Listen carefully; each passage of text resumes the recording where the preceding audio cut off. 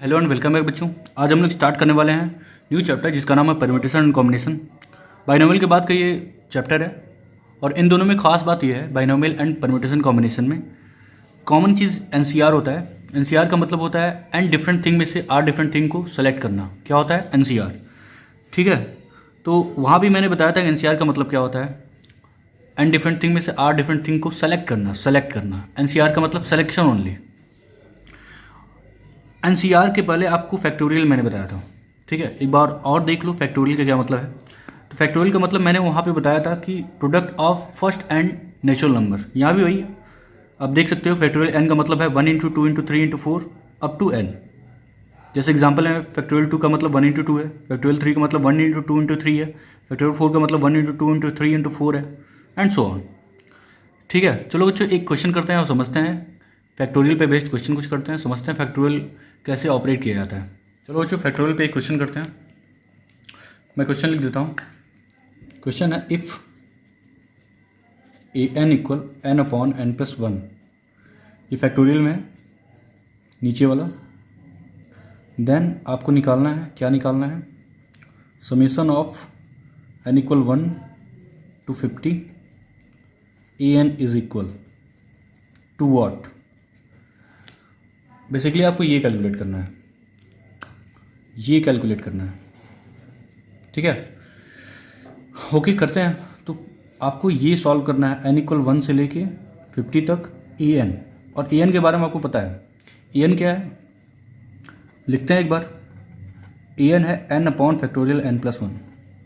ठीक है, अच्छा ये अगर ये सारी चीज़ें हैं तो मैं क्या कर रहा हूँ, मैं ऊपर वाले को इस तरह लिख रहा हूँ। अभी आप समेसन पे दिमाग मत लगाओ, अभी अंदर वाले को कुछ ऐसा कैलकुलेट करो जिससे कि चीज़ें थोड़ी सिंप्लीफाई हो जाए। मैं n को लिख सकता हूँ n plus 1 minus 1 divided by factorial n plus 1। ऐसा करने से क्या होगा?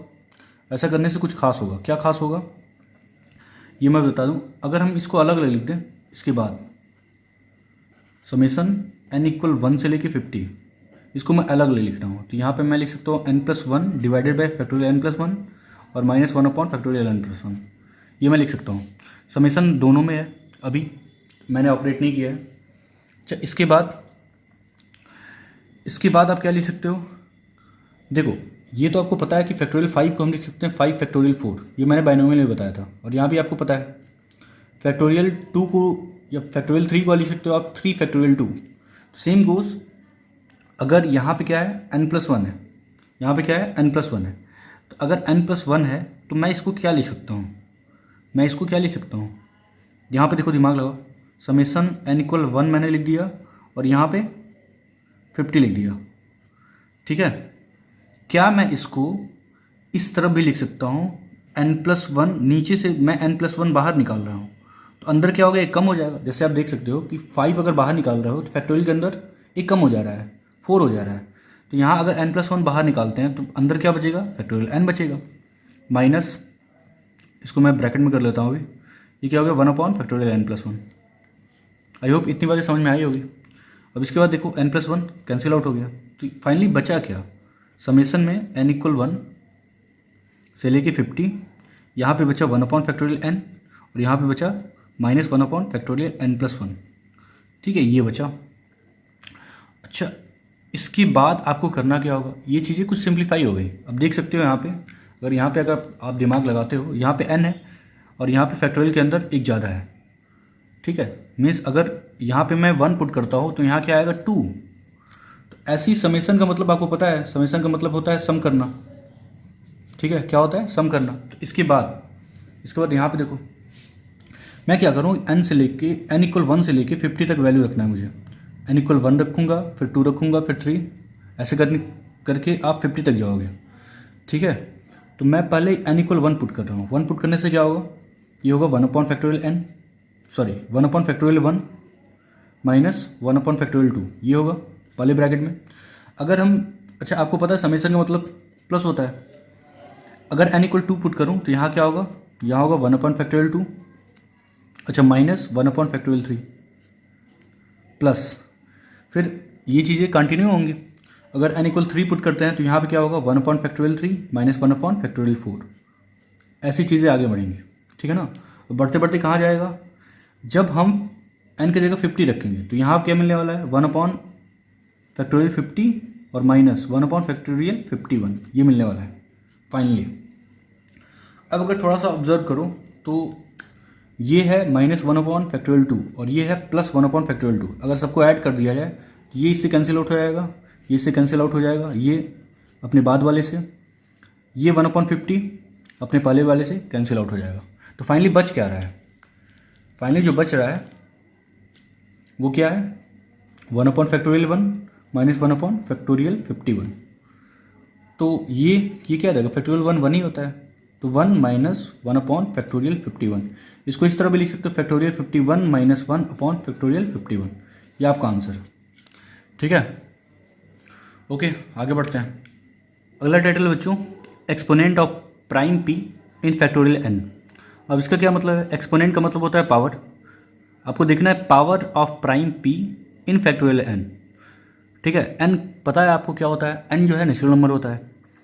तो किसी फैक्टोरियल एन में आपको किसी प्राइम का पावर देखना है, पावर ढूंढना है कि कितना पावर मिलेगा, ठीक है। फैक्टोरियल एक्चुअली जब कैलकुलेट करते हो तो एक नंबर आता है, ठीक है। उस नंबर में बेसिकली किसी पर्टिकुलर प्राइम का पावर ढूंढना है। तो आप डायरेक्ट कैसे ढूंढोगे, उसके लिए फार्मूला ये है कि आपको किसी फैक्टोरियल में, फैक्टोरियल एन में किसी प्राइम पी का एक्सपोनेंट ढूंढना है। एक्सपोनेंट का मतलब पावर। तो उसके लिए जो फार्मूला है वो क्या है, ग्रेटेस्ट इंटीजर, ये ब्रैकेट नहीं है, greatest integer of N upon P है, plus greatest integer of N पे power P square, greatest integer of N पे power P cube and so on, कहाँ तक, greatest integer of N upon P पे S. अब ये जो नीचे लिखा है वो बकवास चीज़ें हैं, ठीक है ना। मैं ये बता दूं, ये चीज़ें आप कहाँ तक कंटिन्यू करोगे, जब तक एन अपॉन पी पे एस की वैल्यू ग्रेटर दैन 0 नहीं मिल जाता। मीन्स एन अपॉन पी पे एस नेगेटिव नहीं आ सकता, ठीक है। जहाँ दिखे आपको कि नेगेटिव जा सकता है वहाँ पे स्टॉप हो जाओगे। वैसे भी डिवाइड करने के बाद कुछ भी नेगेटिव मिलने वाला है नहीं, ठीक है। तो आपको 0 के पहले रुक जाना है, 0 या 0 के पहले रुक जाना है, ठीक है। 0 आ सकता है लेकिन 0 के पहले आप नहीं जा सकते हो, ठीक है। ये आप दिमाग में रखना। खैर अब जिससे इस पर एक क्वेश्चन करते हैं फिर आपको समझ में आएगा, ठीक है। चलते हैं नेक्स्ट पेज पे।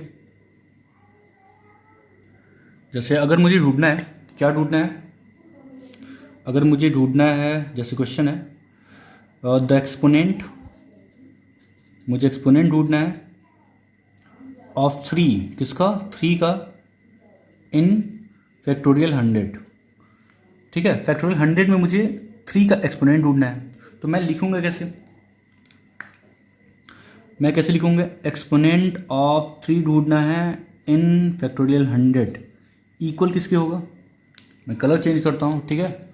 इक्वल होगा 100/3, greatest integer of 100/3 plus greatest integer of 100/3 square, ठीक है। 100/3 ये भी ठीक है, प्लस 100/3 पे पावर 4, ठीक है, प्लस 100/3 पे पावर 5। 3 पे पावर 5 क्या होगा, 3 पे पावर 4 का मतलब 81 होगा, 3 पे पावर 5 का मतलब 243 होता है आई थिंक, ठीक है। तो इसका मतलब अगर नीचे वाला 243 हो गया तो 100/243 क्या होगा, 0 और 1 के बीच आएगा, और उसका ग्रेटेस्ट इंटीजर क्या होगा, 0 होगा। तो इसके आगे बढ़ने की ज़रूरत ही नहीं है, ठीक है। तो आप यहीं तक स्टॉप हो जाओ। अब आपको ग्रेटेस्ट इंटीजर पता होना चाहिए। फंक्शन में मैंने बताया था कि ग्रेटेस्ट इंटीजर ऑफ 3.5 क्या होता है, 3 होता है। ग्रेटेस्ट इंटीजर ऑफ 2.9 क्या होगा, 2 होगा। बेसिकली वो अपने लेफ्ट साइड इंटीजर की तरफ शिफ्ट करता है। अगर 1.9 ले लें तो क्या होगा, 1 होगा। अगर 0.5 लेते हैं तो क्या होगा, 0 होगा। 0.9 लेते हैं तभी क्या होगा, 0 होगा। 0.1 लेते हैं तभी क्या होगा, 0 होगा, ठीक है। बेसिकली ग्रेटेस्ट इंटीजर वो नंबर होता है जो अपने लेफ्ट साइड इंटीजर को अचीव करता है, ठीक है। तो आपको कहाँ तक एक्सपेंड करना है वो तो आप समझ चुके होंगे इस एग्जांपल से। 100/3 पे पावर 4 बेसिकली ऊपर वाले नंबर को क्रॉस नहीं करना चाहिए, ठीक है। क्योंकि क्रॉस करेगा तो डिवीज़न जब होगा तब क्या होगा, 0 और 1 के बीच आएगा, फ्रैक्शन वैल्यू आ जाएगा, और उसका इंटीग्रल पार्ट क्या होगा, उसका इंटीग्रल पार्ट 0 होगा क्योंकि 0 की तरफ शिफ्ट करेगा। बेसिकली 0 और 1 के बीच कि किसी भी नंबर का ग्रेटेस्ट इंटीजर क्या होता है, 0 होता है। खैर, अब वैल्यू आपको कैलकुलेट करना है। 100/3 का मतलब क्या होगा, 33.3। उसका ग्रेटेस्ट इंटीजर क्या होगा, 33, ठीक है। प्लस 100 ये क्या होगा, 9 होगा। तो जब 9 को कैलकुलेट करोगे तो क्या होगा, 9 × 10 90 होता है, फिर 9 ऐड करोगे तो 99 हो गया। तो 11 पॉइंट समथिंग होगा। तो इसका ग्रेटेस्ट इंटीजर क्या होगा, 11 होगा। प्लस 100/27, ठीक है, ये क्या होगा, 3 पॉइंट समथिंग होगा। तो आंसर क्या होगा, 3 होगा। प्लस 100/3 पे 4 का मतलब 81, तो 1 टाइम जाएगा, 1 पॉइंट समथिंग होगा। तो इसका ग्रेटेस्ट इंटीजर 1। अब अगर सबको ऐड किया जाए तो कितना होगा, 44, 48, ये कितना होगा, 48। ये आपका फाइनल आंसर है। खत्म। आगे बढ़ते हैं,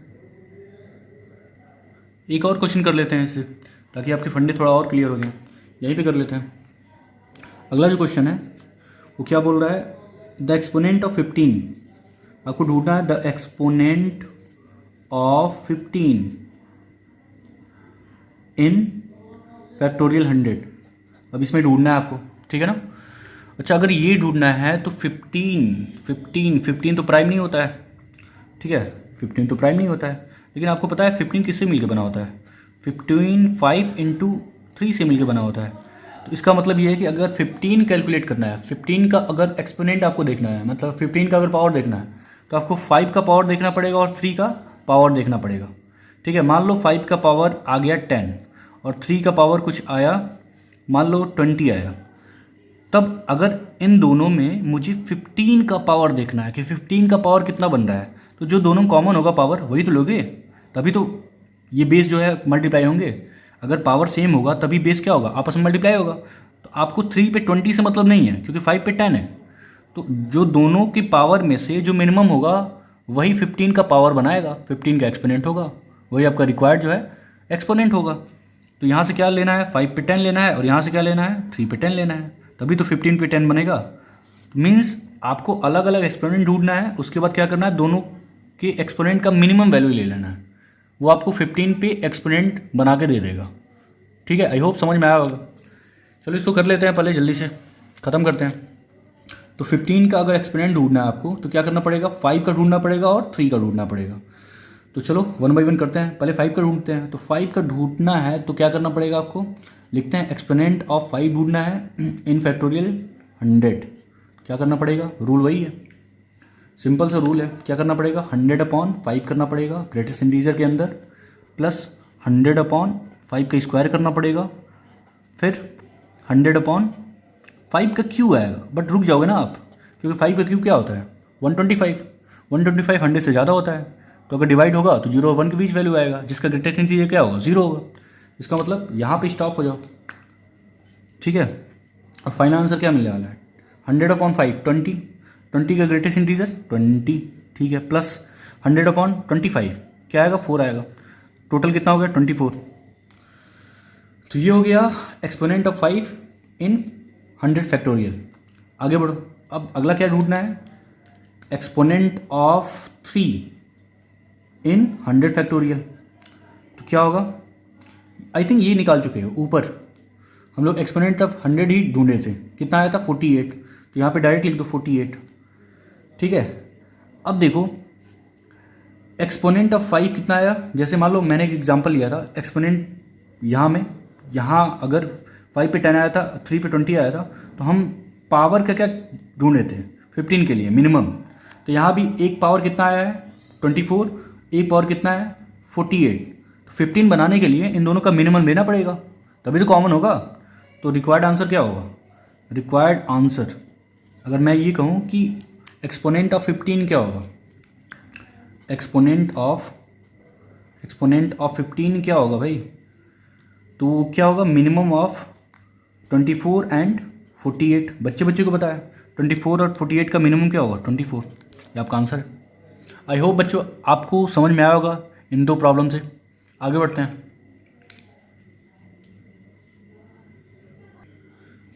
अगला टाइटल पढ़ाने से पहले बच्चों मैं एक क्वेश्चन डिस्कस कर लूँ आपसे, ठीक है। क्वेश्चन क्या है, हाउ मेनी वे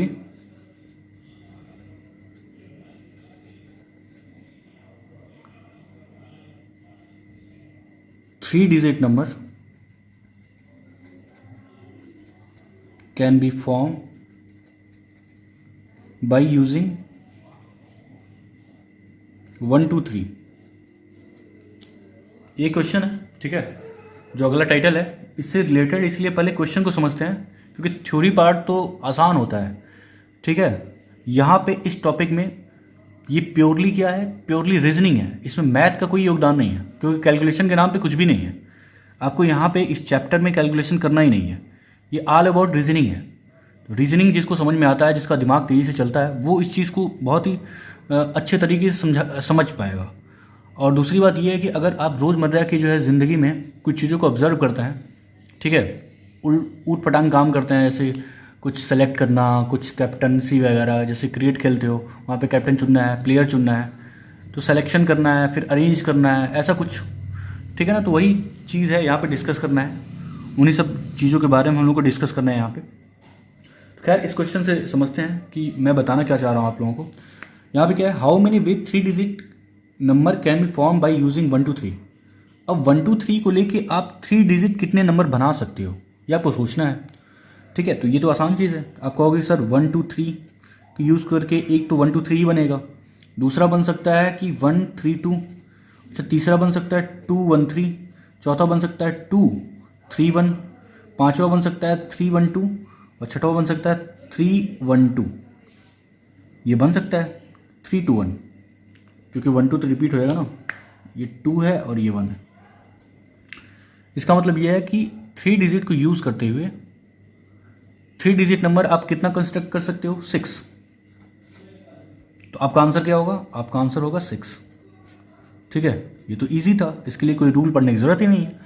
बट ये ऐसा नहीं है, ठीक है ना, क्योंकि जो है अगर ये डिजिट मैंने बढ़ा दिया तो शायद आपके लिए लिखना जो है बहुत ही मुश्किल हो जाएगा, क्योंकि कब तक लिखोगे, कब तक इन चीज़ों को अरेंज करोगे, सेलेक्ट करोगे, अरेंज करोगे। तो इसके लिए कुछ रूल बना, इसके लिए रूल बना, ठीक है। वो रूल क्या है, इस रूल को कहते हैं fundamental principle of counting. Fundamental principle of counting, ठीक है। बेसिकली जो है किसी चीज़ को आप काउंट करोगे, उसका 2 तरीका है, या तो आप ऐड करके काउंट कर सकते हो या तो आप मल्टीप्लाई करके। फॉर एग्जांपल अगर मैं ये कहूँ आपसे कि मैं क्या कर रहा हूँ, मैं फूल लगा रहा हूँ, ठीक है ना, तो फूल लगा देता हूँ। यहाँ पे फूल मैंने लगाया कुछ, मीन्स फ्लावर, ठीक है ना, जिसको इंग्लिश ज़्यादा आता है वो फ्लावर ही समझेगा। तो मैं फूल लगा रहा हूँ, फूल 1 रो के अंदर, यही फूल मैं रिपीट कर रहा हूँ, ठीक है, 2nd रो के अंदर, और 1 रो के अंदर मैंने 6 फ्लावर जो है यूज़ किया है। चलो 3rd रो तक पहुँच गया, ठीक है, बस इससे ज़्यादा मैं नहीं कर सकता। तो आपको दिख रहा होगा कि यहाँ पे कितने रोज़ हैं, 3 रोज़ हैं। अगर मुझे क्या करना होता, अगर मैं काउंट करना चाह रहा हूँ कि मैंने कितने फूल लगाए हैं, ठीक है, अगर मुझे काउंट करना है तो बेसिकली आप क्या कर सकते हो, आपका जो फर्स्ट अप्रोच ऑफ थिंकिंग क्या होगा कि काउंट कर लेते हैं। तो काउंटिंग कैसे करते हैं आप, 1 2 3 4 5 6 7 8 9 10 11 12 13 14 15 16 17 18। अब बोलोगे 18 है सर, ठीक है। इसी को कोई बच्चा ऐसे कैलकुलेट करता, सर अच्छा 1 2 3 4 5 6, सर पहले रो में 6 है, दूसरे में 6 है, तीसरे में 6 है, कितना आ गया 18, ठीक है। एक और बच्चा ऐसे सोचता कि मैं क्या कर रहा हूँ, एक रो में जो है 6 है, ठीक है, और इस तरह कितने रो हैं, 3 रो हैं, तो 3 से मल्टीप्लाई कर दो, 18 आ गया। तो बेसिकली आप काउंटिंग को क्या नाम दे सकते हो, एडिशन या फिर मल्टीप्लिकेशन। इन 2 तरीक़ों से आप मल्टीप्लाई किसी चीज़ को काउंट कर सकते हो, ठीक है ना, एडिशन के थ्रू या मल्टीप्लिकेशन के थ्रू।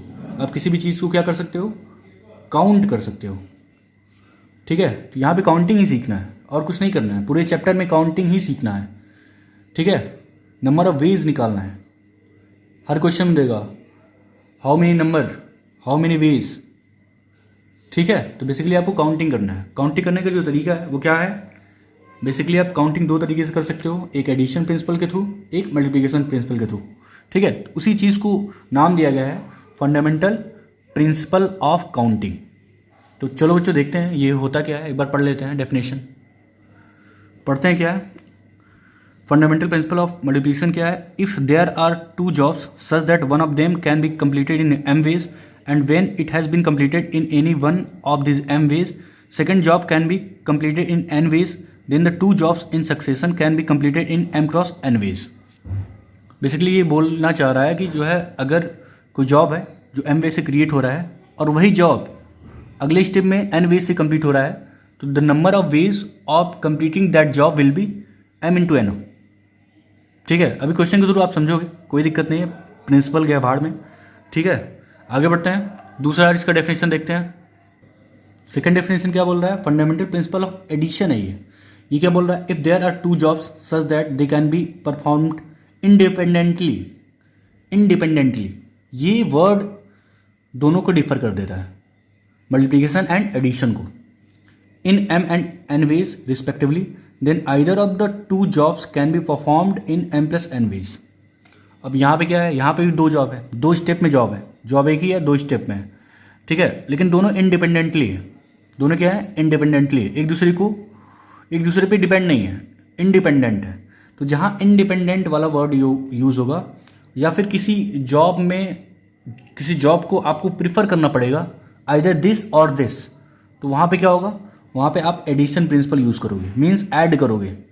ठीक है, और जहाँ पे प्रोसेस दिख रहा हो, इसके बाद ये फिर ये तब जाके जॉब कंप्लीट हो, वहाँ पे क्या करोगे आप, कंटिन्यूअस मल्टीप्लिकेशन करोगे। That's it. तो यही डिफरेंस है। अभी हम लोग क्वेश्चन के थ्रू समझते हैं कि ये क्या बोलना चाह रहा है बेसिकली। ठीक है, ओके बच्चों, क्वेश्चन करते हैं। ठीक है, फंडामेंटल प्रिंसिपल ऑफ काउंटिंग सीखते हैं।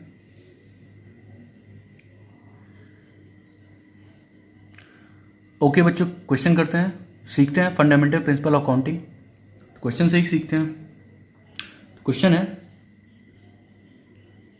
इन a class there are 10 boys, in a class there are 10 boys and 8 girls. ठीक है, the teacher want to select either a boy, the teacher want to select either a boy or a girl to represent the class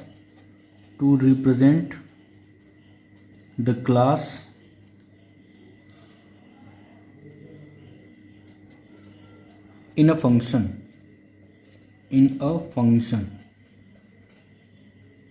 How many ways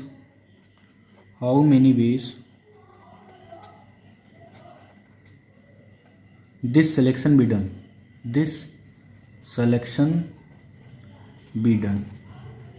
ठीक है, तो basically ये question है, आपको जो है इसका सोल्यूशन ढूंढना है। तो अगर हम एक और बार पढ़ें, in a class there are 10 boys and 10 girl, 10 boy and 8 girl हैं।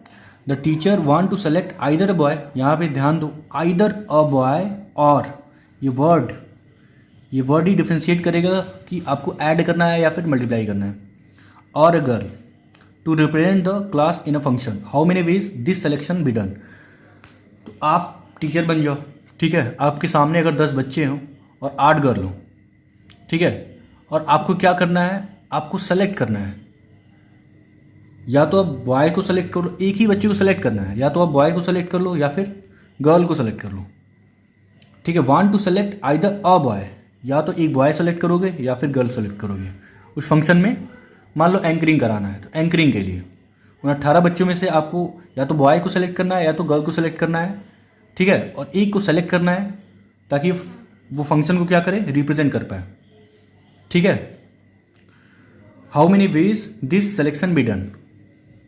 तो 10 बॉयज़ हैं आपके पास, ठीक है, और 8 गर्ल हैं, और आपको क्या करना है, या तो बॉय सेलेक्ट करना है या फिर गर्ल सेलेक्ट करना है।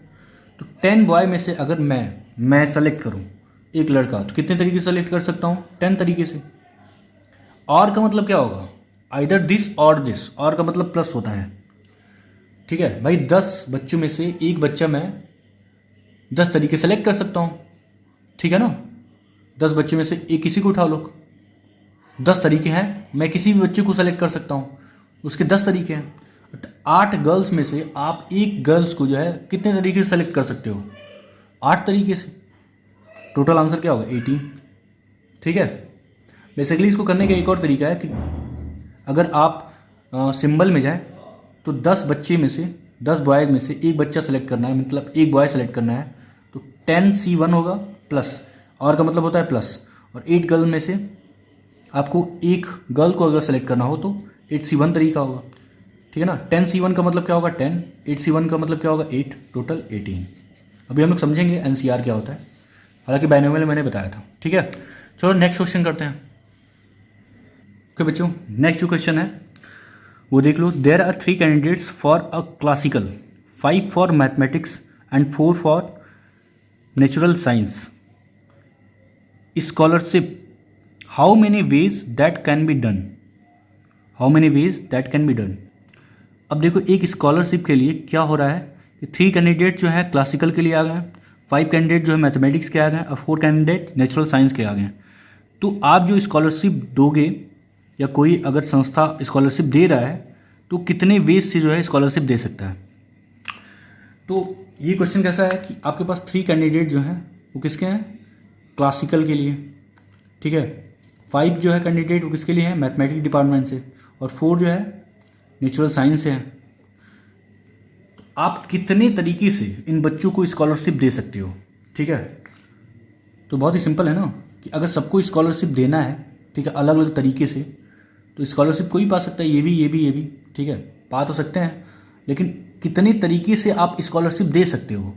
यहाँ पे स्कॉलरशिप डिस्ट्रीब्यूट हो रहा है, ठीक है, इन सारे बच्चों में, तो कितने अलग अलग तरीके बन सकते हैं? तो 3 कैंडिडेट अगर हैं क्लासिकल के लिए तो इनको 3 वेज से दे सकते हो आप, ठीक है। एंड अगला जो 5 मैथमेटिक्स का है वो उनको कितने तरीके से दे सकते हो? 5 तरीके से। मैं एंड बोल रहा हूँ तो मल्टीप्लिकेशन होगा, ठीक है ना। आगे ये चीज़ें कंटिन्यू हो रही हैं, अभी जॉब कंप्लीटेड नहीं, क्योंकि स्कॉलरशिप सबको देना है। अच्छा, NS के लिए अगर 4 कैंडिडेट है तो उनको स्कॉलरशिप देने के जो तरीके होंगे क्या होंगे? 4 होंगे, क्योंकि 4 बच्चे हैं, तो इंटू 4 टोटल कितना होगा? 60। तो ये आपका आंसर होगा, ठीक है। मतलब इतना ही सिंपल है। अगर एंड यूज़ हो रहा है, ठीक है, और अगर वर्क जो है प्रोसेस में है तो मल्टीप्लाई करते जाओ, और अगर दिख रहा है कि आइदर दिस केस और दिस केस, तो आप क्या करोगे? ऐड करोगे, ठीक है। आई होप बच्चों आपको प्रिंसिपल ऑफ काउंटिंग में ऐड करना और मल्टीप्लाई करना आया होगा, ठीक है। चलो नेक्स्ट टाइटल बढ़ते हैं। अब बेसिकली जो है काउंटिंग को जो है कैसे मॉडिफाई किया जाए, कैसे मॉडरेट किया जाए, क्योंकि बार बार प्लस और मल्टीप्लिकेशन करना या फिर ये देखना कि ये काउंटिंग का है या मल्टीप्लिकेशन का है, ठीक है, इसी चीज़ को और मॉडिफाई किया और एक नाम आया, ठीक है। हालांकि ये कोई मेथड नहीं है, बट याद करने के लिए ये मेथड है, गैप मेथड, ठीक है। इससे आप क्वेश्चन ईजिली कर सकते हो। अब इसका और मॉडिफाइड फॉर्म देखेंगे हम लोग, वही NCR और NPR, उससे हम लोग क्वेश्चन सॉल्व करेंगे। लेकिन फिलहाल समझने के लिए गैप मेथड। तो गैप मेथड क्या है? जैसे हम क्वेश्चन से बताते हैं कि आपको करना क्या है। ये क्वेश्चन है द टोटल नंबर ऑफ वे, ये क्वेश्चन है द टोटल, मैं बता देता हूँ ये क्वेश्चन है, question the total number of veg, number of ways of answering 5 objective question, 5 objective type question, 5 objective type question, each question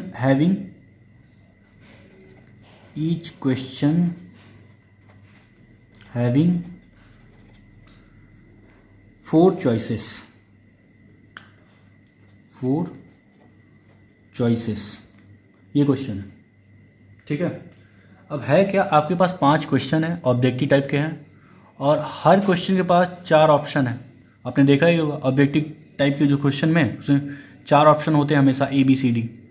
ठीक है, यहाँ भी 4 ऑप्शन दे देते हैं। ठीक है, पहला का जो आंसर है इस क्वेश्चन के लिए वो 5 पे 4 है, ये आपका आंसर है। या B ऑप्शन है 4 पे 5, या C ऑप्शन है 20, या D ऑप्शन है 9। ये आपके ऑप्शन है। ठीक है ना, आपको सेलेक्ट करना है कि कौन सा ऑप्शन करेक्ट होगा। खैर ये तो आंसर का ऑप्शन है, इसमें से कोई एक ही सही होगा क्योंकि मल्टीपल चॉइस तो है नहीं, सिंगल करेक्ट ऑप्शन है। तो अब क्या करना है आपको, क्वेश्चन में देखना है कि कितने क्वेश्चन है आपके पास ऑब्जेक्टिव टाइप के। 5 क्वेश्चन है। तो मैं नाम देता हूँ Q1, Q2, Q3, Q4 and Q5। ठीक है, अब क्या करना है आपको। अच्छा, सबके पास 4 ऑप्शन है, 4 ऑप्शन। तो मैं क्या कर रहा हूँ, मैं क्वेश्चन के नाम पे 5 क्वेश्चन है तो 5 डब्बा बना लेता हूँ। 5 में डब्बा बना लिया। देखो 1 2 3 4 5 मैंने क्वेश्चन के नाम पे 5 डब्बा बना लिया। ये Q1 है, ये Q2 है, Q3 है, Q4 है, Q5 है। अब मैं क्या कर रहा हूँ कि सबके पास कितने ऑप्शन है, 4 ऑप्शन है। Q1 के पास भी कितने ऑप्शन है, 4 ऑप्शन है। Q2 के पास कितने ऑप्शन है, 4 ऑप्शन है। Q3 के पास 4 ऑप्शन है। Q4 के पास 4 ऑप्शन। Q5 के पास 4 ऑप्शन। ठीक है, तो टोटल नंबर ऑफ वेज बताना है ना कि आंसरिंग के टोटल नंबर ऑफ वेज कितने हो सकते हैं। हर क्वेश्चन के पास 4 4 ऑप्शन है। ठीक है, तो टोटल नंबर ऑफ वेज कितने होंगे, मल्टीप्लाई कर दो। ठीक है, कितना हो गया, 4 की पावर 5। ऑप्शन कौन सा करेक्ट है, ऑप्शन बी, ये रहा अपना से। ठीक है, ये आंसर है। तो गैप मेथड बस यही है, बेसिकली आपको क्या करना है, गैप में नंबर को डालना है। ठीक है, मल्टीप्लाई करके लिख देना है। ठीक है, एक और क्वेश्चन करते हैं। देखो बच्चों, ये क्वेश्चन जो है एनसीईआरटी में मिल जाएगा। क्वेश्चन है, there are 10 true false question. There are 10 true false question in an examination. Question in an examination. The number of way in which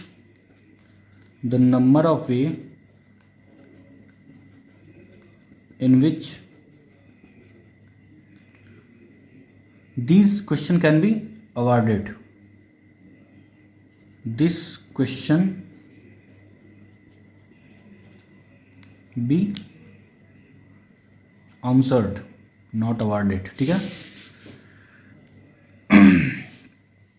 अब देखो आपके पास कितने ट्रू फॉल्स क्वेश्चन है, 10 ट्रू फॉल्स क्वेश्चन है। True false type के question है। ठीक है, या तो ट्रू है होगा या तो फॉल्स होगा। उस क्वेश्चन का आंसर क्या होगा, या तो ट्रू होगा या तो फॉल्स होगा। कितने क्वेश्चन है, 10 क्वेश्चन है ट्रू फॉल्स टाइप के। और सबके पास कितने चॉइसेस हैं, 2 चॉइसेस हैं, या तो ट्रू होगा या तो फॉल्स होगा। तो कितने तरीके से आप जो है आंसर कर सकते हो ऐसे क्वेश्चनों का। तो कितने क्वेश्चन है आपके पास, 10 क्वेश्चन है, 10 डब्बे बनेंगे। 1 2 3 4 5 6 7 8 9 हो गया, 10 हो गया। और सबके पास कितने ऑप्शन है, 2 ऑप्शन है। कितने ऑप्शन है, 2 ऑप्शन। ठीक है, ये क्वेश्चन नंबर 1 है, ये 2 है, ये 3 है, ये 4 है, ये 5 है, 6 है, 7 है, 8 है, 9 है, 10 है। सबके पास कितने ऑप्शन है, 2 ऑप्शन है, ट्रू या फॉल्स। यहाँ भी ट्रू या फॉल्स, यहाँ भी ट्रू या फॉल्स, यहाँ भी ट्रू या false.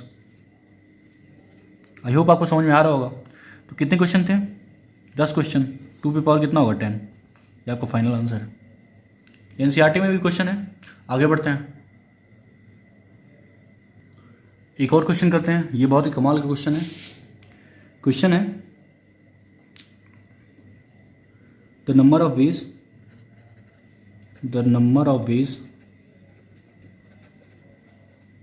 in which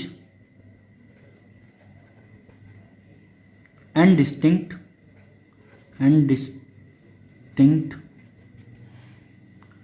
ball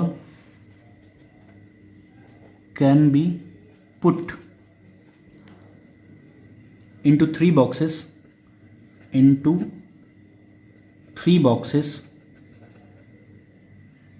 so that no two boxes 2 boxes remain empty, ठीक है। ये बहुत ही अच्छा क्वेश्चन है, समझते हैं इसको कैसे करेंगे। 3 बॉक्सेस हैं, 3 बॉक्स बना लो, ठीक है। कितने बॉल हैं? एन डिफरेंट बॉल है, डिफरेंट या डिस्टिंक्ट, ठीक है, एन बॉल है।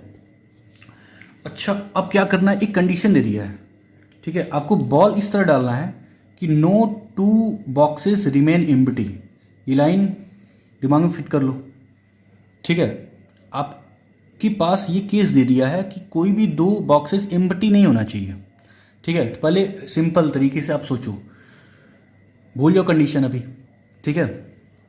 मुझे क्या सोचना है कि मेरे पास n बॉल है, 3 बॉक्सेस हैं, मैं इनको किस तरह से फिल कर सकता हूँ।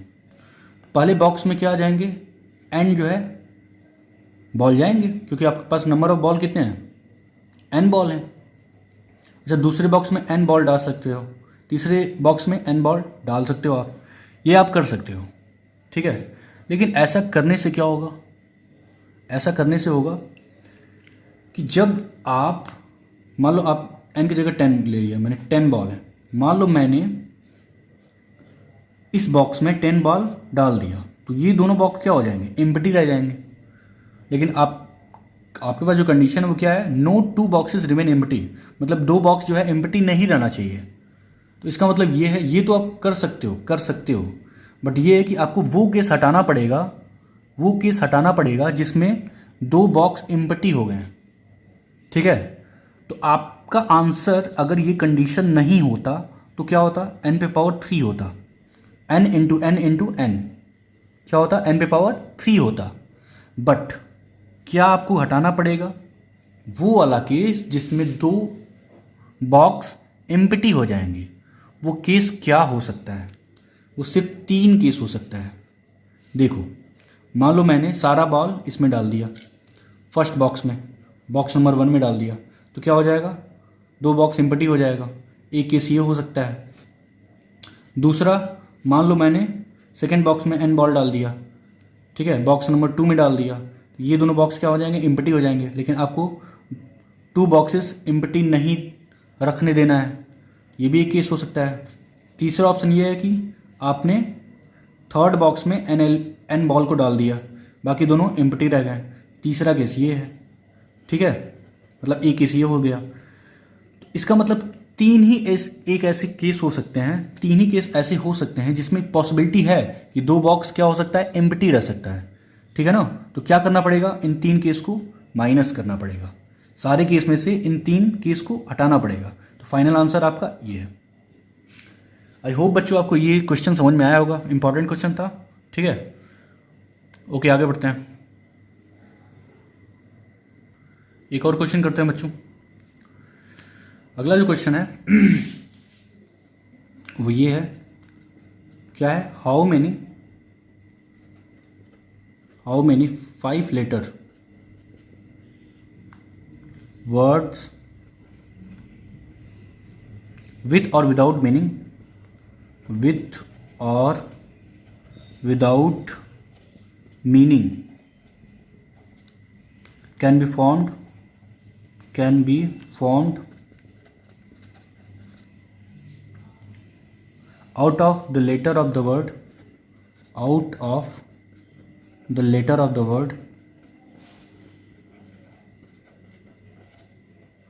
equation,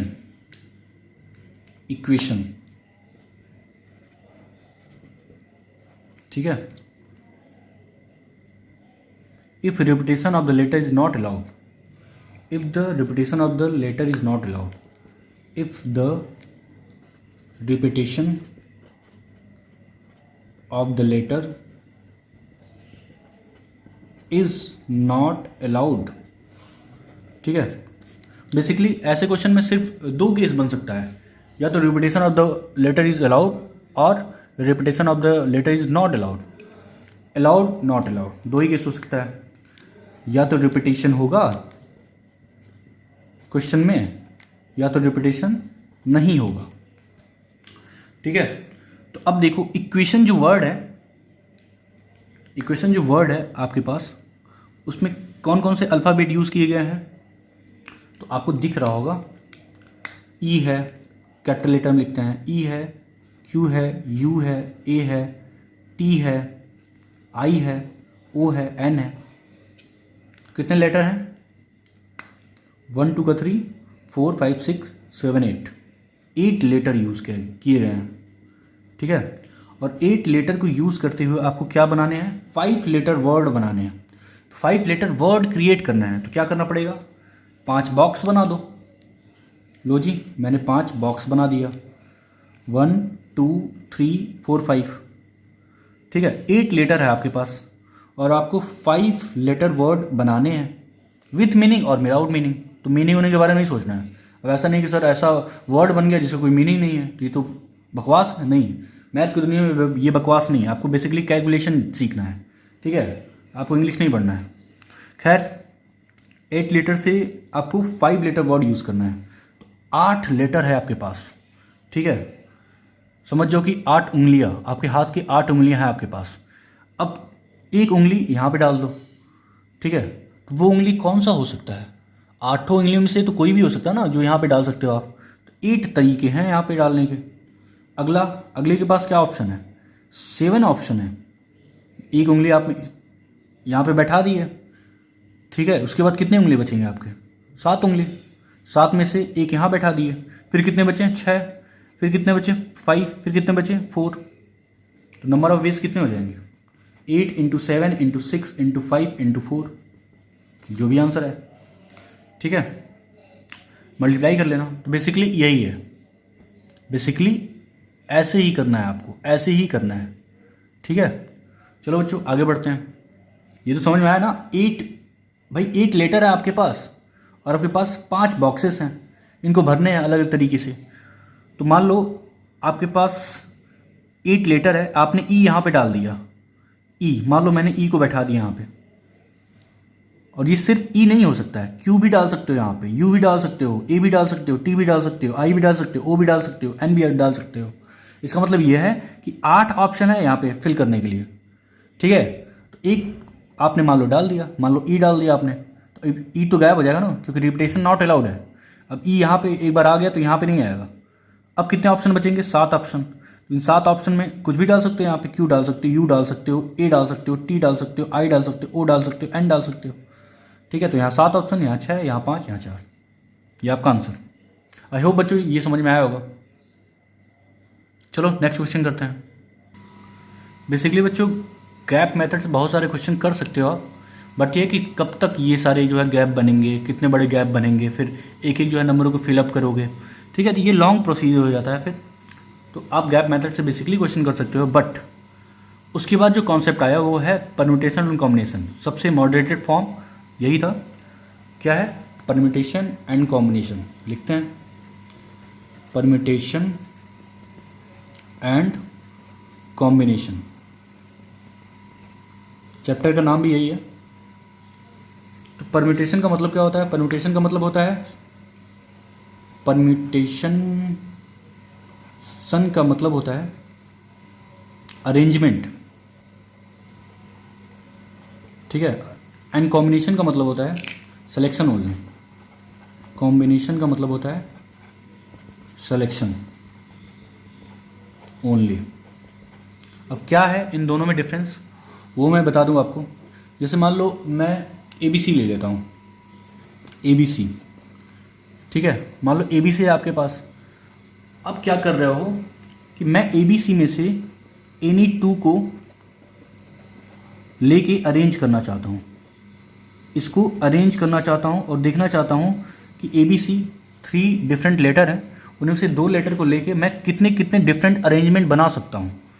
ठीक है, तो मैं आपके सामने बना रहा हूँ डिफरेंट अरेंजमेंट। किन्हीं भी 2 को लेके अगर मैं अलग अलग अरेंजमेंट बनाऊँ तो क्या हो सकता है? AB हो सकता है, दूसरा अरेंजमेंट BA हो सकता है, AB का रिवर्स BA। अब AB और BA 2 अलग अलग अरेंजमेंट है। ठीक है ना, दोनों का अलग अलग फोटो अगर खींचा जाए तो A लेफ्ट में है, यहाँ पे A राइट में है। फिर क्या कर सकते हो? BC और CB, ये दूसरा अरेंजमेंट कर सकते हो आप। फिर एक AC और CA का भी है, ये भी बनेगा। तो बेसिकली आपने 3 लेटर्स में से 2 लेटर्स को लेते हुए 6 अरेंजमेंट कर डालें, ठीक है। और आपने देखा कि ए बी बी ए 2 अलग अलग अरेंजमेंट है, इसका मतलब इसमें ऑर्डर मैटर करता है, तो ऑर्डर इज़ इम्पॉर्टेंट, ठीक है। बट अगर मैं आपसे ये बोल दूं कि आप अरेंज मत करो, आप सिर्फ सेलेक्ट करो, ए बी सी में क्या करो, आप सेलेक्ट एनी टू, कुछ मत करो, आप सिर्फ सेलेक्ट करो, सेलेक्ट एनी टू। तब क्या करोगे आप, एक सिलेक्शन हो गया ए बी, दूसरा बी सी, तीसरा सी ए, इसके अलावा कोई सिलेक्शन नहीं होगा, ठीक है। हाँ भाई, ए बी बी सी और सी ए 3 ही अलग अलग सिलेक्शन होगा, ठीक है। क्योंकि अब ए बी बी ए को अलग अलग सिलेक्शन नहीं बोल सकते हो, क्योंकि ए बी और बी ए दोनों एक ही ग्रुप है, तो आपको सिर्फ सेलेक्ट करना होगा।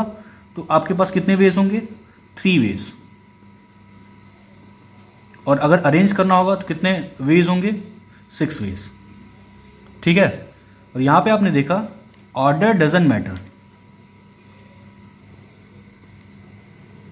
ठीक है। इसका मतलब सिलेक्शन में ऑर्डर जो है मैटर नहीं करता है, बट अरेंजमेंट में ऑर्डर मैटर करता है। तो अरेंजमेंट को बोलते हैं परम्यूटेशन, ठीक है, याद रखना। अरेंजमेंट को बोलते हैं परम्यूटेशन और सिलेक्शन को बोलते हैं कॉम्बिनेशन, इसको बोलते हैं कॉम्बिनेशन, सिलेक्शन को बोलते हैं कॉम्बिनेशन, ठीक है। इसका जो सिंबल होता है वो P होता है, इसका जो सिंबल होता है वो C होता है। एन डिफरेंट थिंग में से आर डिफरेंट थिंग को अरेंज करने का जो फार्मूला होता है उसको बोलते हैं NPR। क्या बोलते हैं, NPR, जिसकी वैल्यू क्या होती है, factorial n upon factorial n minus r, ठीक है। और n डिफरेंट थिंग में से r डिफरेंट थिंग को सेलेक्ट करने का जो फार्मूला होता है वो होता है factorial n upon factorial n minus r factorial r। ये दोनों याद रखना, अरेंजमेंट, सेलेक्शन। अरेंजमेंट का मतलब परम्यूटेशन, सिलेक्शन का मतलब कॉम्बिनेशन, दैट्स इट। और अगर इन दोनों में अगर रिलेशन इस्टेब्लिश करना है हो तो क्या करोगे, आप देख सकते हो कि NPR और NCR में क्या डिफरेंस है। तो मैं बोल सकता हूँ कि जो परम्यूटेशन है, मीन्स परम्यूटेशन है, उसमें क्या है, उसमें अगर, या जो कॉम्बिनेशन है, यहाँ पे देखो जो कॉम्बिनेशन है उसमें अगर मैं फैक्टोरियल R से मल्टीप्लाई कर दूँ, अगर मैं यहाँ पे देख सकते हो आप फैक्टोरियल R से मल्टीप्लाई कर दूँ तो ये और ये कैंसिल आउट हो जाएगा, क्या बचेगा, ये भी तो बचेगा, ठीक है। तो आप क्या देख रहे हो यहाँ पे कि परम्यूटेशन कुछ भी नहीं है, क्या है, कॉम्बिनेशन इनटू फैक्टोरियल R है। तो अगर देखा जाए तो एक रिलेशन इस्टेब्लिश होता है, वो क्या है, ये बहुत इंपॉर्टेंट जो है रिलेशन है कि NPR जो है वो NCR इंटू फैक्टोरियल R होता है। इस चीज़ को भी याद रखना, ठीक है। चाहो तो आप फार्मूले से वेरीफाई कर सकते हो, और यहाँ तो मैंने दिखाई दिया है, ठीक है। आगे बढ़ते हैं। ओके बच्चों, परम्यूटेशन कॉम्बिनेशन में जो है बेस्ड क्वेश्चन करते हैं। अब हम लोग गैप मेथड का यूज़ नहीं करेंगे, ठीक है, अब परम्यूटेशन कॉम्बिनेशन का यूज़ करेंगे। क्वेश्चन है, how many different signals can be given using any number of flags from six flags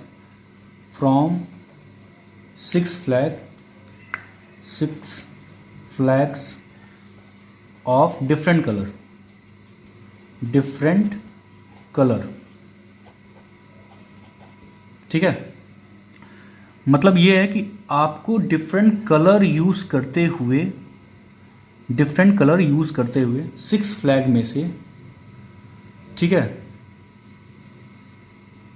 any number of flag use करते हुए आप कितने डिफरेंट सिग्नल्स बना सकते हो? आप कितने डिफरेंट सिग्नल्स बना सकते हो?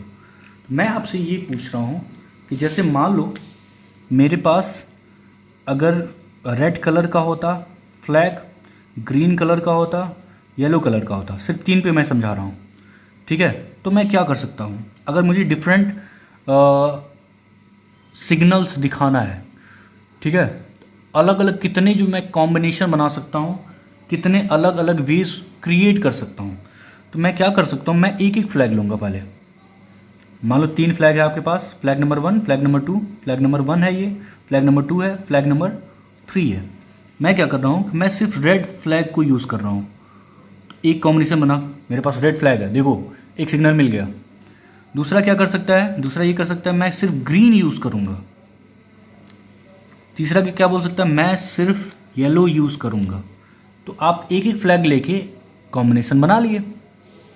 अब किसी ने कहा कि नहीं, मैं 2-2 फ्लैग लेके कॉम्बिनेशन बनाऊंगा, ठीक है, अब मैं 2-2 फ्लैग, एक सिग्नल को दिखाने के लिए मैं 2 फ्लैग यूज़ करूंगा, ठीक है, तो ये तो 1 एट ए टाइम हुआ, 1 at a time, 1 at a time flag लेके आपने 3 कॉम्बिनेशन बना लिए, 3 अलग अलग। अब फिर दूसरी बार मैं क्या कर रहा हूँ कि मैं 2-2 फ्लैग लेके सिग्नल बनाऊंगा। मैंने एक रेड ले लिया, ठीक है, और एक ग्रीन ले लिया, ऊपर रेड और नीचे मैं रेड ही ले लेता हूँ, ये रेड तो है नहीं, रेड, चलो ये हो गया रेड फ्लैग मेरा, और ये हो गया ग्रीन फ्लैग, ये कॉम्बिनेशन हो गया, ये ग्रीन फ्लैग हो गया, ठीक है। तो एक सिग्नल ये हो गया, ये फर्स्ट सिग्नल है, क्योंकि मैं अब क्या यूज़ कर रहा हूँ? 2 एट ए टाइम ले रहा हूँ, 2 एट अ टाइम, एट और टाइम, ठीक है। एक साथ मैं 2 फ्लैग यूज़ करना चाहता हूँ, एक कॉम्बिनेशन ये मिल गया। अच्छा, दूसरा कॉम्बिनेशन क्या ये भी हो सकता है कि मैं क्या कर रहा हूँ? मैं ग्रीन को ऊपर रख दूँ, मैं ग्रीन को ऊपर रख दूँ, जस्ट अ सेकेंड, मैं ग्रीन को ऊपर रख देना चाहता हूँ फ्लैग को, और नीचे वाला रेड ले लेता हूँ, नीचे वाला रेड कलर यूज़ कर लेता हूँ। इससे क्या होगा? एक कॉम्बिनेशन ये मिल गया आपको। यहाँ पे देखो, ये अलग कॉम्बिनेशन है, ये अलग कॉम्बिनेशन है, दोनों का क्या है? अलग अलग सिग्नल को रिप्रेजेंट करेंगे। ये एक अलग सिग्नल होगा, ये एक अलग सिग्नल होगा, क्योंकि ऊपर क्या है? रेड है, यहाँ पे ग्रीन है। अगले कॉम्बिनेशन में क्या है? ऊपर ग्रीन है, नीचे रेड है। आई होप आपको समझ में आया होगा। ऐसे में मैं क्या कर सकता हूँ? तीनों फ्लैग यूज़ करते हुए अलग अलग सिग्नल क्रिएट कर सकता हूँ। तो बेसिकली है क्या? बेसिकली यहाँ पे मैंने देखा, जब मैं 2 flag at a time use कर रहा हूँ तो यहाँ पे ऑर्डर आ रहा है। मैं फ्लैग को ऊपर नीचे भी कर सकता हूँ, आगे पीछे भी कर सकता हूँ, मतलब उनका अरेंजमेंट कर सकता हूँ, ठीक है, मैं उनका अरेंजमेंट भी कर सकता हूँ। इसी प्रकार जब मैं 3 फ्लैग यूज़ करता तो उसका भी अरेंजमेंट कर लेता, 4 फ्लैग यूज़ करता तो उसका भी अरेंजमेंट कर लेता। तो ऐसे अरेंजमेंट करने से आपको अलग अलग डिफरेंट सिग्नल्स मिल जाएंगे। तो यहाँ पे यही बोला है, 6 जो है क्या है? डिफरेंट फ्लैग है, अलग अलग कलर के, डिफरेंट कलर के, और आपको क्या करना है? डिफरेंट सिग्नल्स बनाने हैं, ठीक है। और क्या बोल रहा है? एनी नंबर ऑफ फ्लैग आप यूज़ कर सकते हो। एनी नंबर ऑफ फ्लैग का मतलब 1 at a time, 2 at a time, 3 at a time, 4 at a time, 5 at a time, 6 at a time, ठीक है। मैंने आपको समझा दिया है एग्जाम्पल से कि आप अरेंज कर रहे हो, इसका मतलब यहाँ पे परम्यूटेशन यूज़ होगा। तो कॉम्बिनेशन मैं बना रहा हूँ, देखो 1 एट ए टाइम लेके, और 2 एट ए टाइम लेके, और 3 एट ए टाइम लेके, और 4 एट ए टाइम फ्लैग लेके आप बना सकते हो कॉम्बिनेशन, और 5 एट ए टाइम लेके कॉम्बिनेशन बना सकते हो, और 6 एट ए टाइम यूज़ करके आप कॉम्बिनेशन बना सकते हो, ठीक है। और का मतलब क्या होता है? प्लस होता है, आपको पता ही है। अब देखो 6 डिफरेंट फ्लैग में से अगर 1 फ्लैग में लेके क्या करूं? सिग्नल बताऊं तो क्या होंगे? कितने वेज होंगे? मैंने बता दिया है यहाँ पे एग्जांपल से। आप अरेंज भी कर रहे हो, इसका मतलब पी यूज़ होगा। तो 6 में से आपने 1 फ्लैग लेके सिग्नल डिफरेंट बनाया, तो कितने वेज होंगे? 6p1। और का मतलब क्या होता है? प्लस। अब 6 में से 2 फ्लैग यूज़ करना है, तो 6p2, अगला 6p3, अगला 6p4, अगला 6p5, अगला 6p6, तो फाइनल ये आपका आंसर है। अब इसको सॉल्व करना आसान है आपके लिए, क्योंकि एन पी आर आप जानते हो कि एन पी आर क्या होता है, factorial n upon factorial n minus r. ये आपका आंसर है फाइनल। आई होप बच्चों आपको समझ में आया होगा। आगे बढ़ते हैं। अगला क्वेश्चन है बच्चों, in how many ways we can select 4 boys and 2 girls from 20 boys and 10 girls of a class। ठीक है, देखो बच्चों ये तो बहुत ही सिंपल क्वेश्चन है कि 20 बच्चों में से आपको क्या करना है, 4 बॉयज़ सेलेक्ट करना है और 10 गर्ल्स में से 2 गर्ल्स सेलेक्ट करना है। आपको सेलेक्ट करना है, बीच में क्या है एंड का मतलब मल्टीप्लिकेशन। तो 4 बॉयज़ सेलेक्ट करना है 20 बॉयज़ में से, तो बॉयज़ कितने हैं 20 हैं और गर्ल्स कितने हैं 10 हैं। तो 20 बॉयज़ में से आपको कितने बॉयज़ सेलेक्ट करना है, 4 बॉयज़। नंबर ऑफ वे कितने होंगे 20C, क्योंकि सेलेक्ट करना है 20C 4। अच्छा एंड भी है, एंड का मतलब मल्टीप्लिकेशन। 10 गर्ल्स में से कितने गर्ल्स सेलेक्ट करने हैं 2 गर्ल्स, तो 10C 2। तो ये आपका फाइनल आंसर है। आई होप बच्चों आपको समझ में आया होगा। परम्यूटेशन, अनकॉम्बिनेशन, कैलकुलेशन कुछ भी नहीं है, ठीक है। बस फंडामेंटल प्रिंसिपल को यूज़ करना है, कुछ काउंटिंग करनी है, NCR NPR का यूज़ करना है, दैट्स इट, ठीक है। तो आज के लिए बस इतना है बच्चों। अब आगे हम लोग कंटिन्यू करेंगे नेक्स्ट वीडियो में। तब तक के लिए पढ़ाई करते रहो। Bye bye.